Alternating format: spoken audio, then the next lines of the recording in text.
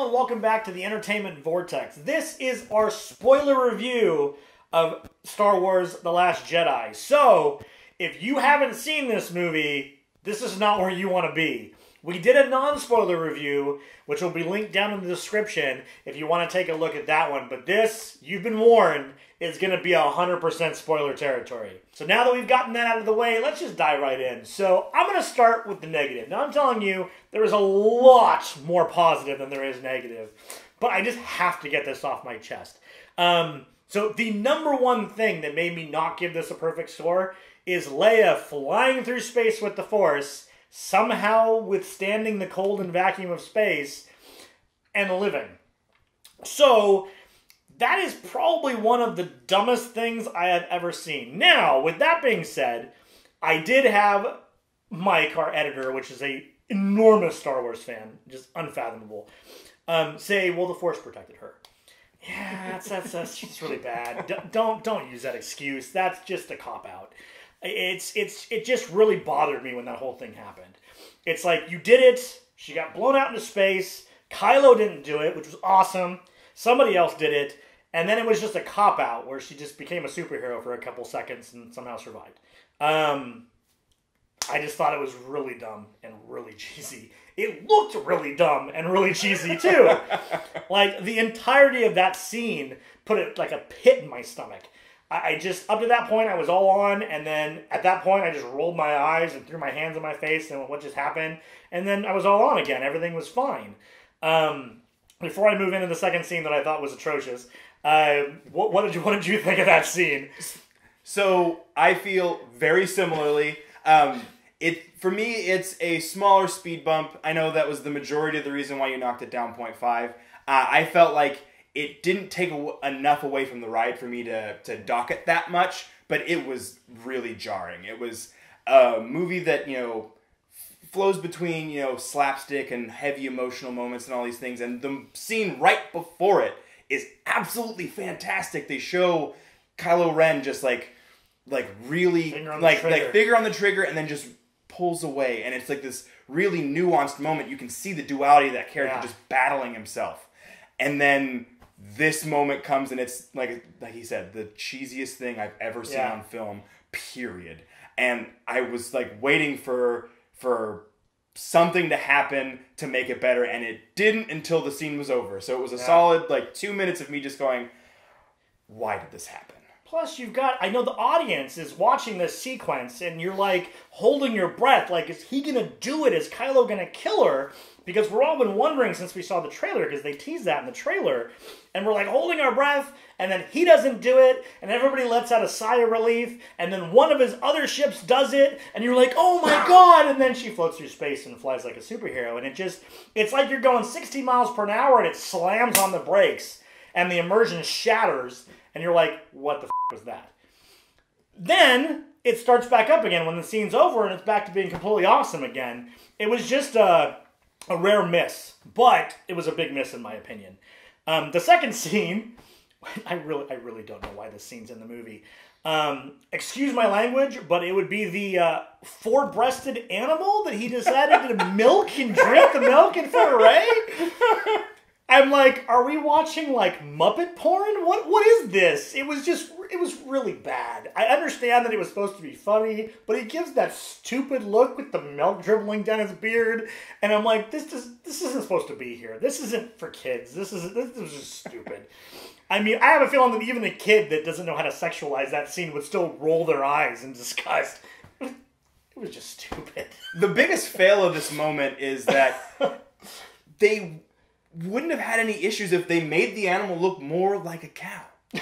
But this animal is it's lounged on its back, looking around, its long giraffe-like neck with an anteater nose thing, and it just it looked too anthropomorphic to have this happening to it. And it's just chilling, ready to go. It reacted to it being milked too. Just so wrong. It was just not the moment that they were looking for, that they should have, put in the biggest movie to be released in 2017. I think it was a little bit of a miss. It's kind of just, it's a gaffe. It's not as bad as the other scene. It's just a gaffe for me. Yeah, it was just a quick miss, and you forget it pretty quickly. It's not like Superhero Leia, but it is a quick miss, but it was pretty stupid, and I didn't roll my eyes on it. But with that being said, those were really the only two issues I had with the movie. The movie was quite the ride. There was one other scene that personally kind of upset me, but I understand why they did it. I am a die-hard Kylo Ren fan. I love that character. Check the shirt. Yeah, you can see the shirt here. He's a villain that isn't really a villain. As you had said earlier, he kind of operates 100% in the gray area between good and evil. And he has motivations, you see them, you see his emotional turmoil, his journey, why he's doing what he's doing. And you see even more of that in this movie, which just gives him more layers. I'm sick of the days where you have the mustache-twirling villain that's just evil for the sake of being evil. You have great villains like Darth Vader and Darth Maul, in my opinion, that are just heavy-handed guys that come in and just beat, you know what, out of everybody and are like the ultimate BAs. And then you get that moment of depth at the end of Vader's character. And you really don't get it at all in Darth Maul. And I feel that that is what's the norm in sci-fi and action movies, is you get these one-dimensional villains. Kylo Ren is not a one-dimensional villain. So with that being said, I understand why he smashed his helmet. He was just told he was a kid with a mask. But, God, I really wish he didn't smash his helmet. I freaking love that helmet. So that was a personal thing. I understand the choice was a good choice in the movie, seeing his face in the acting and seeing that emotional aspect that's coming through his face, because he's very good at that. Was necessary, but I'm going to miss the mask. I'm definitely going to miss the mask. See, with this moment for me, I felt like it was an important moment of growth for that character. Yeah. It's kind of instead of standing in the shadow of Vader, it's the stepping forward and becoming the character that he actually is. You know, stripping back some of those layers and getting to, you know, the real Ben Solo that's there. It provides a lot more opportunity for that character to expand and, you know, fall into some of that nuance a little bit more, you know, expand out to the further reaches of that gray area rather than, you know, sitting more on that evil side. And that scene is raw and it's filled with emotion. And it makes you feel a lot of things, which is one thing that I can say about the majority of this movie. It hits you right in the feels in a litany of different ways. And it's just, that scene, like I said, it has so much raw power and emotion, and it makes you really, you know, feel for that character in that moment. Mm-hmm. Absolutely. Absolutely. And that's one of the strengths of Kylo Ren, in my opinion, in this movie especially, is that you do get to know his motivations. When it's revealed that from his perspective, Luke was trying to kill him, and he defended himself, took the students and ran, I think that is a moment where you're like, holy crap, there's more to this character than I thought there was. And obviously we find out later on that it's more in the middle. That it's not Luke defended himself, and it's not Kylo Ren was going to get killed because Luke's the bad guy. It was right in the middle where Luke had a weak moment, he changed his mind, Kylo didn't realize, he misunderstood, he attacked, and it's just kind of that gray area. But you see those emotional layers with Kylo as you go through this character and you go through this movie. You see how he kind of became who he was. In the first movie, he's nuanced in the way that he's kind of an immature kid that's lashing out, trying to be the good guy, thinking of power in a very non-realistic and non-mature way, which is still nuance and motivation. But in this movie, you see there's so much more to that character, and I adore that. So we're going to talk about Kylo Ren more because I can't stop talking about Kylo Ren. Everybody around me is probably sick of hearing me talk about Kylo Ren. But let's move to another subject. So there were two things that everyone wanted to know going into this movie. And they're the big mysteries that everybody wanted to know. One, who are Rey's parents, and who's Snoke. So let's start with Snoke. The answer is, who cares? He's dead. He's in two pieces. Yeah, who cares? He's inconsequential at this point. We got to see him in real life. We got to see that he was powerful. We got to see that he was a little too arrogant for his own good. And Kylo chopped him in half. That's amazing. I love that scene. I thought that I was going to be disappointed that I didn't get to see who he was and hear more about him. But honestly, maybe it's just me. Replace him with Kylo Ren. I'm happy. I have no problem with that. And the way it happened was great. He was so cocky. He's like, he's going to raise his saber and he's going to, whoop, yeah, you're two pieces. So I just thought that was great. What do you think? What do you think of that scene, that reveal of the not important? there was all these speculations around the internet for the last 2 years of this character potentially being like Darth Plagueis, or being all of these different characters that fall into the lore really well. And I mean, I think that there are some people out there who really want these new movies to retroactively make the prequel trilogy a little bit better and tie some of those things together, and make those loose ends a little bit cleaner. And this character was not that character, which I don't mind. I felt like they made him what he needed to be, and he saw a fitting end for the type of character that he was.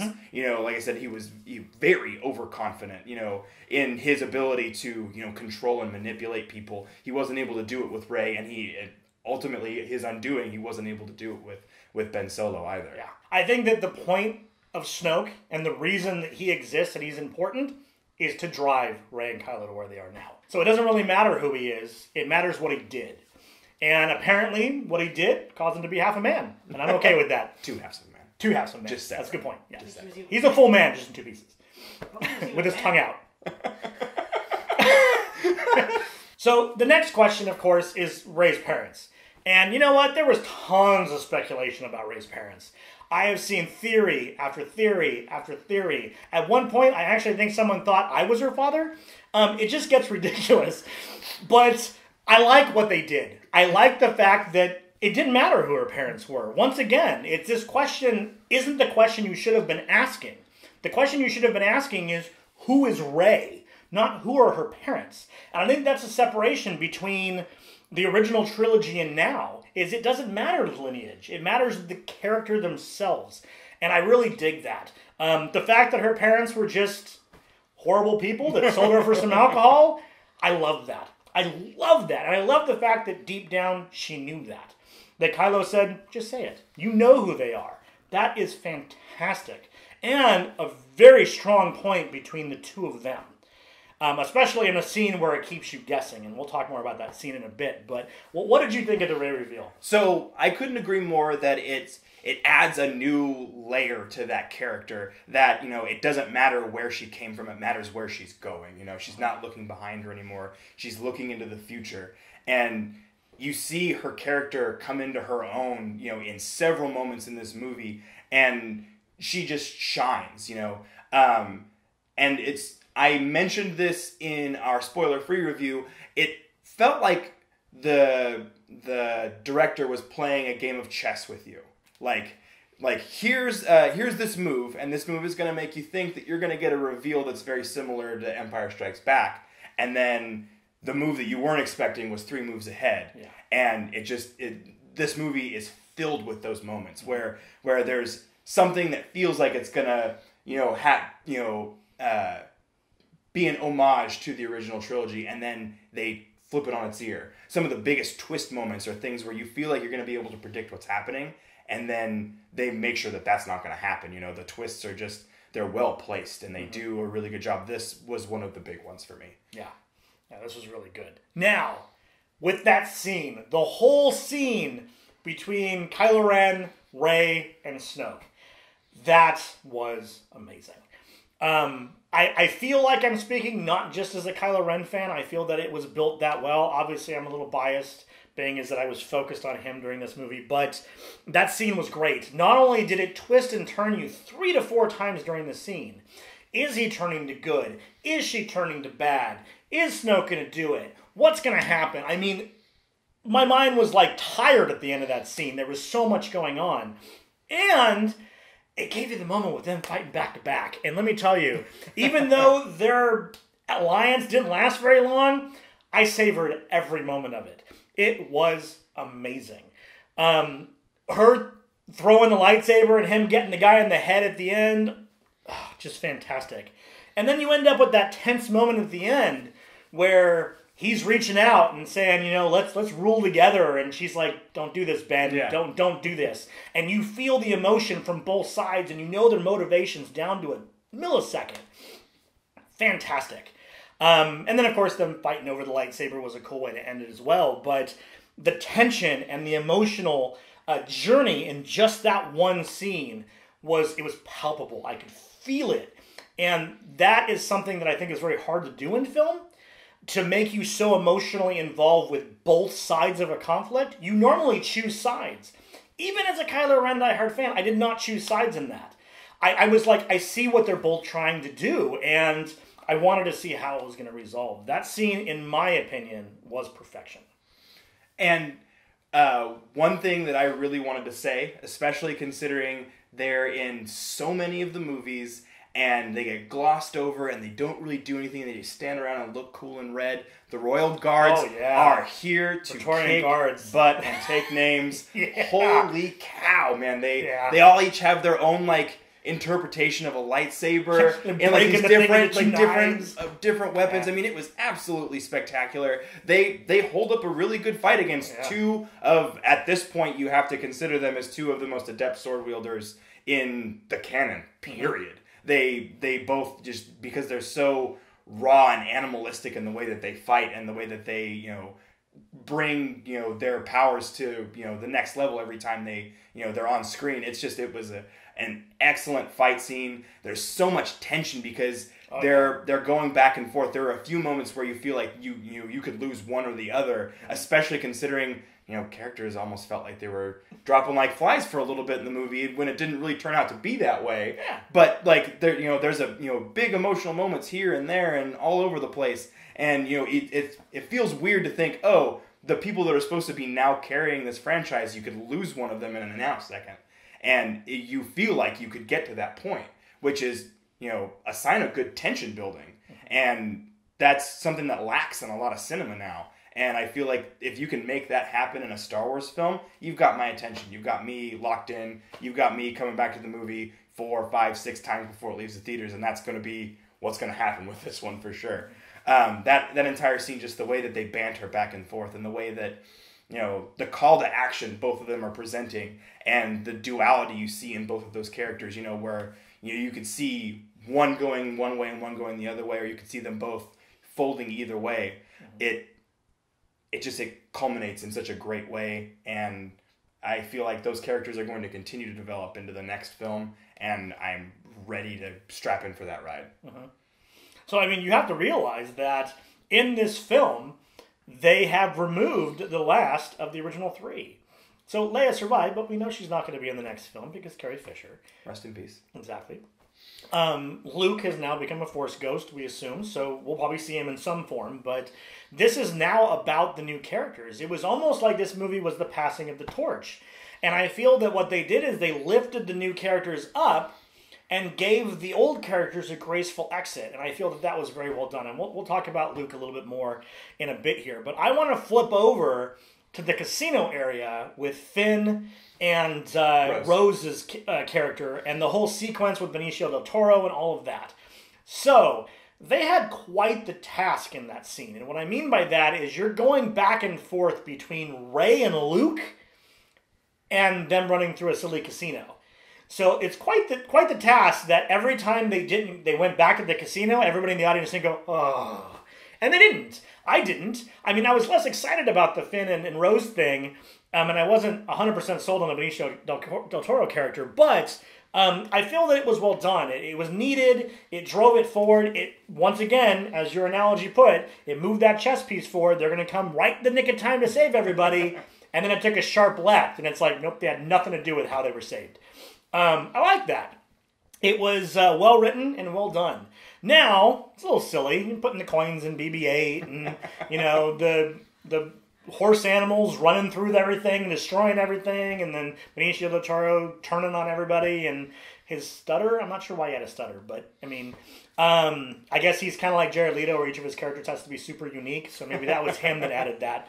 But that sequence didn't pull away from the Rey and Luke story, which I feel was the main story, enough for me to be negative about it. It was still entertaining and lighthearted and kind of added a duality between those two storylines. What did you think of the whole casino thing? So there are some definite lighthearted moments. I mean, some of the more slapstick kind of Marvel-style comedy moments come out of that particular sequence of shots. Yeah, that and the porgs. Yeah, which are awesome. Yes, the porgs are definitely the number one source, but The casino scenes are a close second, but there are a lot of emotional payoff moments in this as well. The conversation between Rose and Finn about how, they're, where the money that everyone is, getting for this casino experience is coming from. Just, that, war is, a thing that they can profit from.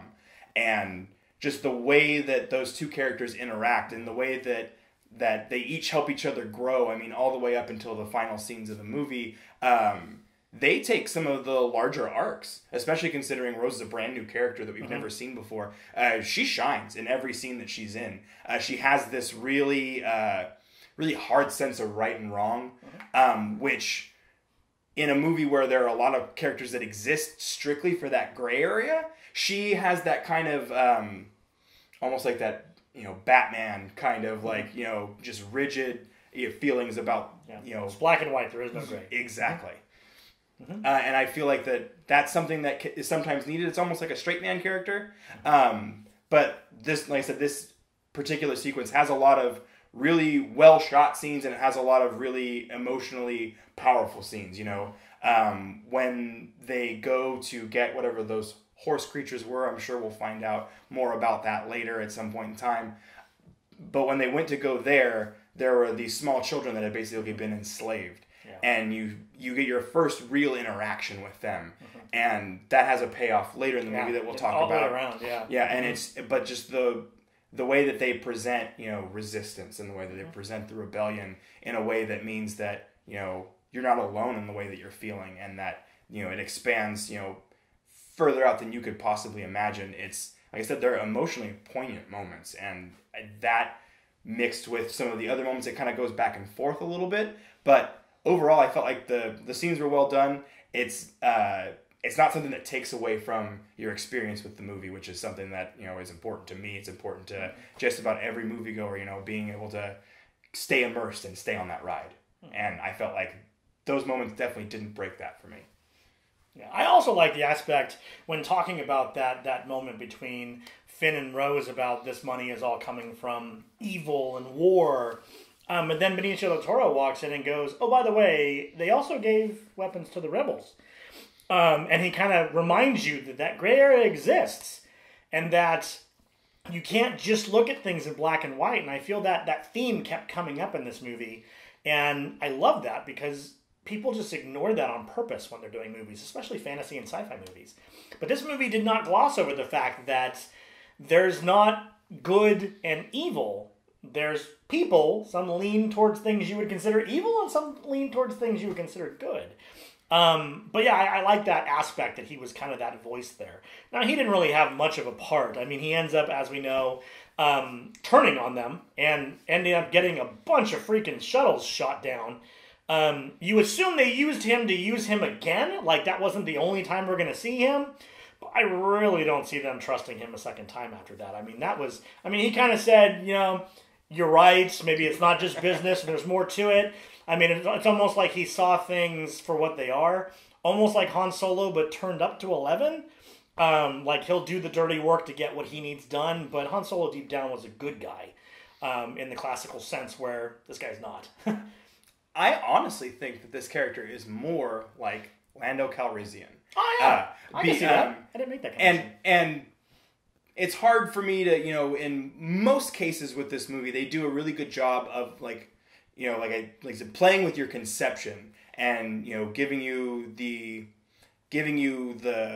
starting for, comparisons to Empire, and then, making that sharp left and getting away from it and, finding a way to make that twist. It has a little bit more of that kind of feel. He kind of sits in the pocket of that type of a Lando character where you're not really sure about him. From the moment you meet him, you feel like there's something that's not quite right. But his intentions aren't necessarily evil, but they're not pure by any stretch of the imagination. And the things that he does aren't necessarily just for him, but they're, definitely, he's got a lot where he's looking out for himself. He's not looking out for, the resistance. He's not looking out for the First Order. He's looking out for numero uno. And that character screams Lando to me. I can see that. He makes the deal to save his life. I mean, granted, I don't think he had to give away the fact that they were leaving on shuttles. He probably could have just given away Rose and Finn's plan, and still got paid and got away. But I mean, he gave them everything, which makes me question his motivations. But I can see that comparison I hadn't made. That's really good. He is kind of that wheeler dealer kind of guy, isn't he? He's very much a Lando Calrissian. Yeah, look at him differently now. Let us know in the comment section what you guys thought of that character. I'm super curious about that. I think he's going to be very controversial. I think people aren't going to know if they like or dislike him, or maybe on the other hand, they're either going to really hate him or really like him. We'll see in time. So moving forward in the movie, I'm going to take a few jumps forward. I want to talk about Luke's final scene. This scene is another scene in the movie that I feel was perfection, and let me tell you why. When he enters the scene at the base on the final planet, and he kind of comes up to Leia, and they have that moment, and he hands her the thing that we later find out isn't actually there. And we now know that he is showing Leia that he's not really there, that he's a force projection, that she knows this, but no one else really knows this, and we definitely don't know this. Then he goes out on the field, and he confronts Kylo Ren, counting on the fact that Kylo Ren cannot pass this opportunity up. I never really questioned how he survived the barrage of bullets or lasers when none of them got deflected back. He wasn't dirty. Not to mention the fact that the lightsaber he had on him was the lightsaber that was already destroyed. But that didn't occur to me either. It's like we should have known that he wasn't really there. But no one put it together. At least none of our group put it together. I know there's going to be people out there that say they figured it out, but they've never done force projection on that level in the movies or in any of the secondary stuff I've seen. So while I knew what he was doing, and I definitely believe it was possible within the rules they've established for the force, especially with where he was, I didn't see that coming. And that in itself is amazing, because he starts dodging all of Kylo's shots. And I'm just assuming that he's going to try to talk him down, dodge the shot and say, this isn't you, you're not evil, stuff like that. Absolutely not what's happening. When he goes and everybody in the audience thinks that he's going to pull an Obi-Wan and just go into Ghost, if you strike me down, I'll be more powerful, and then it goes right through him, I didn't even catch it there. It took me a few moments to go, wait a minute, is he not there? It's like, it hits me, and it's like, holy crap, that just happened. Really, really cool. I really dug that.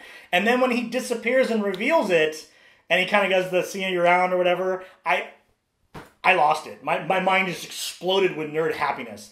It was a really cool scene, and I dug it, especially since Kylo was just so serious in that scene, as he would be, and Luke was just like, whatever. He was just like there to distract, and it was just really well written, really well filmed, and extremely well acted. I love that scene. What did you think?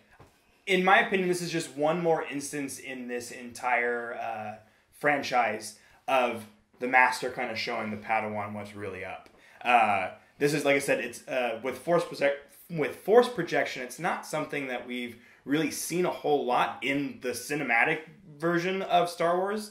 It's something that does pop up in some of the redacted secondary lore. Video game stuff, yeah. But in this scene, there are just so many different arrows that were pointing to the fact that he's not actually there, but because you're so caught up in the moment, you end up missing him, and it just until you see that saber just cut through him and there's nothing there, you really don't understand the weight of what's happening. And then it's like I said before, it's just that that master level Jedi type of force using that it really just kind of puts Kylo Ren in his place, and shows him that even though he's older, and even though Kylo Ren has done a lot of growing over the course of the last two movies, that Luke is still a force to be reckoned with. And it's just really interesting to see the way that whole scene ties itself up, all the way up to the moment where he picks up the little trinket from the Millennium Falcon and it just disappears. It speaks volumes about that scene, and it also, they're almost symbolic to Luke leaving, the fact that he just, becomes one with the Force. When everything that he's currently, doing with the last of his potential and his energy just kind of dissipates. Absolutely. And I mean, there's even more about that scene that you don't see when you're first watching it. Like the fact that how did he know where they even were? How did he know the back entrance to that base in the first place? I mean, he looks younger. There's so much about that scene that you don't catch it until it's over. I really look forward to seeing this again and again and again and digging into that scene more. Because I think there's even more there that I haven't realized yet. It really was a masterfully crafted scene. I love that scene. So our next topic, let's talk about the ending, which was the idea of the rebirth of the rebellion. I really liked how they had this small child that you really don't know much about. I mean, in the course of this movie, Leia even says the spark is gone, the hope is gone from the universe or galaxy, however she says it. That's a really powerful moment. I mean, this hits rock bottom. But then at the end of the movie, you have this small child that's obviously a Force user, grabs the broom without actually touching it, and then has that ring they got from Rose to show that the birth of a rebellion is just an idea. That this is something that's just a quick interaction between Finn, Rose, and these children really made an impact to the point where it's already starting to happen. It's already starting to grow. And I really love that. Hugely emotional. And I don't remember if it was JB or Mike, our editor, that had mentioned it, but they had made a point that the next movie might jump quite a bit ahead where the rebellion has already been formed and we have that line drawn where Kylo's in charge of the First Order and Rey is there with the rebellion. And I feel that that would be a neat thing, and I look forward to seeing how they're going to handle the next movie. But of course, we've got a bit to wait on that. So, what did you think of the ending? I felt like it was a very nuanced scene, just the way that they, the poignancy of just that, the seeds have been planted, that there are these, potentially powerful people coming up from nothing, just like Rey, just, mirroring that storyline of just how you don't have to have that, that pedigree. You don't have to have that Jedi bloodline in order to be a powerful person and be someone that can contribute to, progressing society forward and getting away from this, tyrannical kind of, presence with the Empire or with First Order. I feel like there's going to be so many things that we're going to see, and I just hope there aren't a lot of things that we're going to miss if we do end up making that type of a jump. I want to know, the nitty gritty. I want to know, how they end up, potentially recreating a Jedi Order, or, how they build this resistance up from just, the ragtag bunch that's left over, with these new characters who are kind of taking the reins from the old. And I'm really interested to see the way that they grow all of these new characters into those positions that they're supposed to be in, with it seeming like, on the military front that Poe Dameron is going to take over when it's all said and done, and that when it comes to, having that Force user that can stand up to Kylo Ren, that, that Rey has taken that and, is potentially going to have more people to help and more people to expand out into that universe. And like I said, it's all over the place there. They sent out that beacon and they didn't receive anything from the people they thought they were going to get things from. But those people are out there and they're going to be out there. And I think that the way that they bring everything together is going to make for a really compelling story. And I'm really excited to see what they do with the final in this trilogy. It definitely the ending leaves you with a very hopeful feeling. And considering that the entire movie is just beating you down, I like getting to the end and feeling positive. That's an excellent way to end. So there was one more question that we haven't mentioned yet that people had going into this movie. And that was the idea of, are they going to ship Poe and Finn? Now, obviously this was something that happened on the internet after Force Awakens. And I don't remember which actor, but one of the two actors actually tweeted that this movie you will get the final answer. Well, the final answer is obviously Finn and Rose. It is not Poe and Finn. I don't blame Disney for avoiding this. This is a huge franchise, and it would have made a really big impact. I think it would have also made a giant negative effect. Now, with that being said, I like it when movies do this kind of stuff. I like it when movies make it more in your face and more of, just regular everyday. Because the more we see it in the regular everyday, the more we realize it is just regular everyday. And I feel that part of me wanted it to happen, but man, I totally understand why they didn't go that route. I really do. What do you think? I mean, the big thing that I feel about this is that representation in our media is super important. Absolutely. So, you know, when it comes to normalizing something like that, I think that is definitely something that's very important. I definitely see why they kind of took the safe road between those two particular characters, but that doesn't mean that we won't see, you know, Poe find, you know, the person that he's searching for. Mm-hmm. You know, there may still be that, you know, that not heteronormative relationship that exists in this franchise. I wouldn't be shocked to see it, and I would definitely be all for it. I'm just excited to see what they do, especially with that character, you know, going to be taking on a new role. Yeah. I think that there are a lot of things that they could do, and, you know, if they choose not to do them, I'll know why. Mm-hmm. But I think that even if there is some criticism and some negative backlash for it, I think that it's worth it to progress cinema forward even one step further. Yeah, and I mean, we don't know for sure if that's how it was written. We don't know if Poe and Finn were originally written to be a couple, or to have romantic interest in each other. That could have been something that just came from the internet. But the idea of it, and the idea of something this big doing it, I would have liked to have seen it. That would have been cool. Well, I do understand why they didn't do it. I hope by the time we get to the end of the second trilogy that it won't be as taboo of a subject, and it'll be more normal, and we can do the way it should be and just include everybody. So I want to talk one more time about Kylo Ren, because it's what I do. I talk about Kylo Ren a lot. I like the aspect that you kind of follow his emotional journey in this. And what I mean by that is, in the first movie, he was turned up to 11 pretty much the entire movie. Destroying consoles, wrecking people, screaming at people, constantly pissed off. In this movie, you see him get knocked down a peg right at the beginning of the movie. Basically being told he's a child with a mask and he'll never be on Vader's level. I mean, really nasty stuff. I have to say, Snoke's not the smartest person. If he takes someone with that level of maturity and insults them like that, he just turns them against them. But that's neither here nor there. But I like the aspect that he did still have those moments of immature fits of rage. Like when he throws Hux against the side of the walker. That was awesome. But they came at the right times. And I feel that that's how you handle a character right. You take what their emotional state is right then, and you have them react in a way that they would truly react the way they were written. And I have to say that just makes me appreciate the character more, and definitely makes me appreciate this director. That he took the time, because I guess he was also the writer, he took the time to really dig into this character and give it the nuance it deserved. And I am personally grateful as a Kylo Ren fan. What did you think about Kylo Ren? I'm going to ask him too. I felt like his character took, giant leaps forward.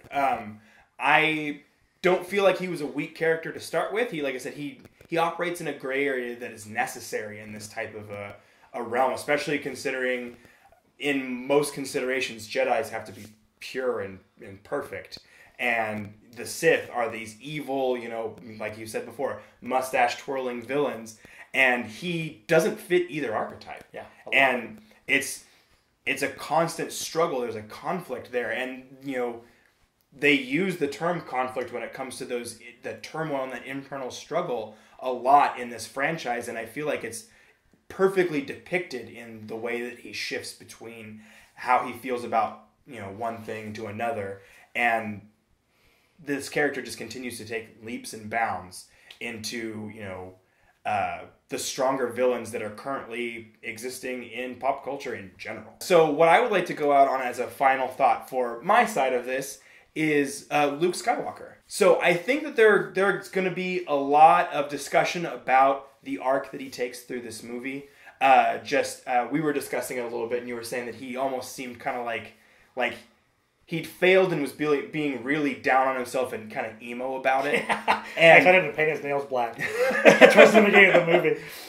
And while I don't wholeheartedly disagree, I do see there is some growth through that.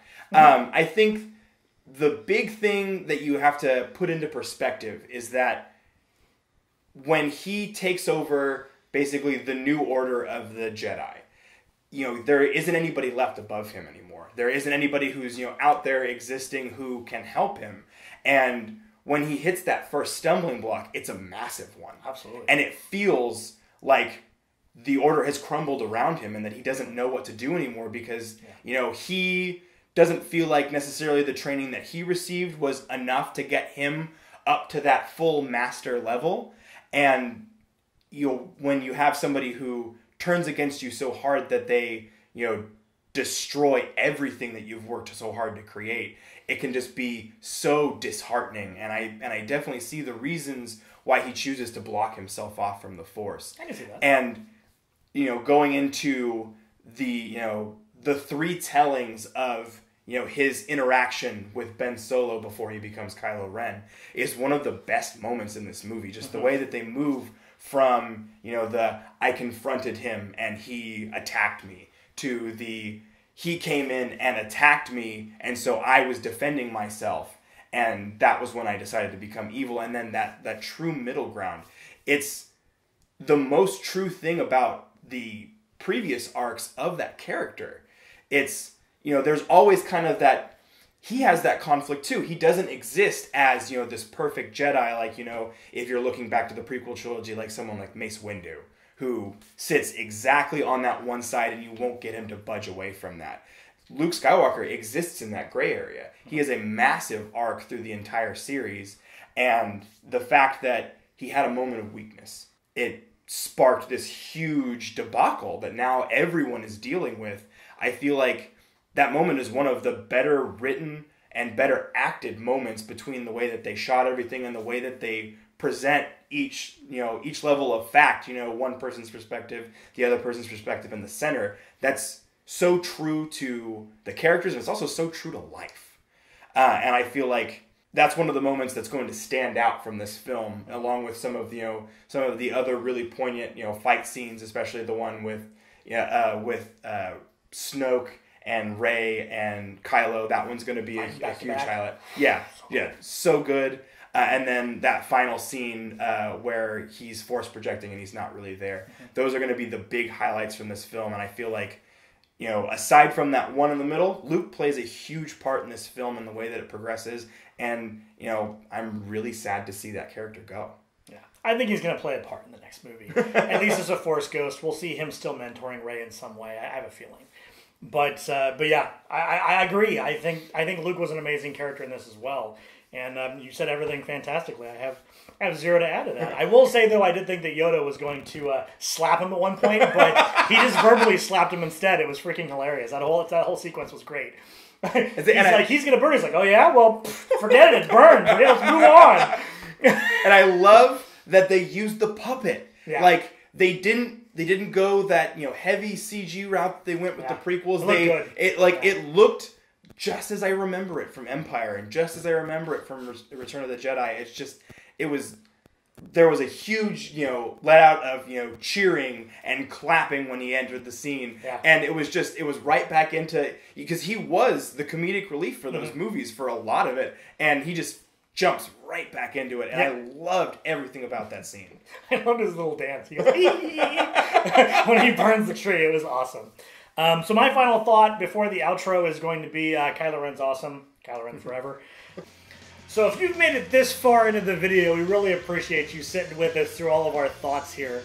Leave in the comment section below any thoughts you think, whether agreeing or disagreeing, or things we didn't even bring up. It is spoiler safe. So in the comment section of this video only, put any spoiler you want. Go ahead and open discuss this movie. I want to see what everybody thought. Now, if you didn't know already, we're actually in the middle of making a Star Wars fan film. Go ahead and click on the Star Wars fan film icon right next to me here. It should be right there. That one's going to give you kind of an idea of what we're making, kind of a behind the scenes look, as well as some of our finished product. And of course, this is where you want to be to get any news on that. And then if you didn't see our review that is non-spoiler, that's going to be right down there. So go ahead and click on that as well. So I hope you'll follow us into the Vortex. We'll see you next time.